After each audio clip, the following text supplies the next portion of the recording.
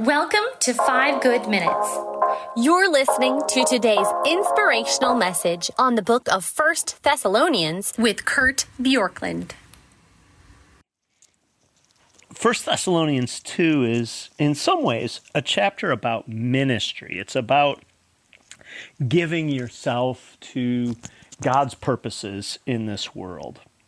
As a Christian, if you are a Christian, there is a phrase that was made popular in the Reformation, the idea that every member was a minister.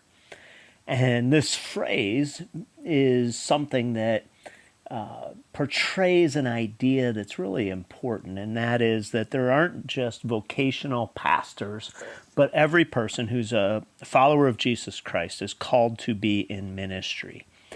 And if 1 Thessalonians 2 is about ministry, then it would be good for us to understand something about what it teaches.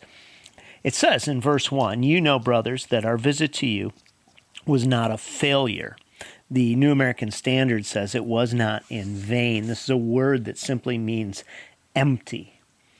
And so this is a chapter that says, hey, our ministry, our visit, which was their ministry, is not empty. It isn't in vain. So how do you have a ministry that isn't in vain? And in the first 6 verses, we see that this happened in part because there was boldness in the face of suffering.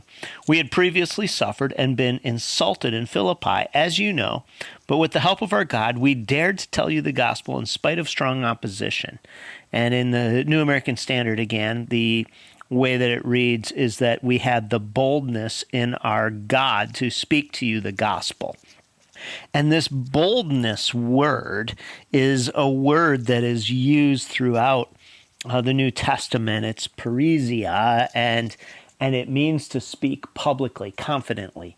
One of the ways that we don't have an empty ministry is we speak confidently, boldly about who God is in the places that God has put us. And I would go so far as to say, as somebody who does work as a vocational pastor, that you, if you are a person who's not a vocational pastor, but an every member, a minister kind of person, you have some opportunities that I will never have. I may have some opportunities to speak to crowds on weekends and special occasions, but you have situations at soccer fields, ball games, at the lunch table, the water cooler, the different neighborhood functions, company functions that you go to speak the word of God very boldly. And when you take those opportunities, that is how you don't have an empty ministry. And then he says this, "For the appeal we make does not spring from impure motives,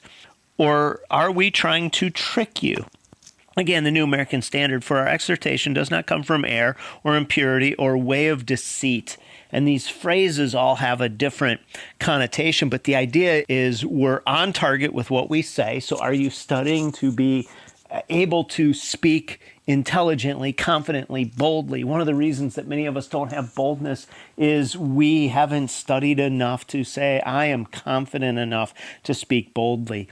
Another reason that sometimes we don't have confidence is the impurity in our own life. We say it doesn't match what I know to be true for me, so therefore I don't want to say anything. And then this phrase, duplicity or deceit, this is the idea of guile. And it's a word that means there's a sense in which we act in a way, we live in a way that that we know doesn't necessarily match. It's a little different than impurity in the sense that impurity means there's a sense in which we're saying something, doing something that we know isn't right. Duplicity has this sense of maybe saying something that is trickery. In other words, we're willing to intentionally be misleading. And so the word has a sense of a trap or a bait to it.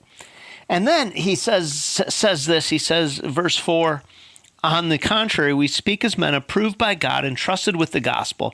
We are not trying to please men, but God who tests our hearts. One of the reasons that many of us are empty in terms of the ability to minister is because we are so trying to please people, and therefore we use flattery.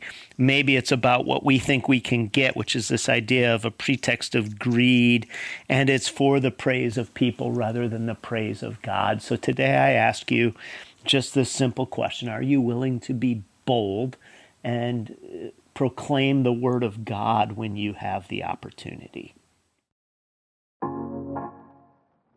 Thanks for joining us here today. There's a lot of great content to explore on Orchard Hill Plus and on the Orchard Hill main feed from the weekend. Have a great day.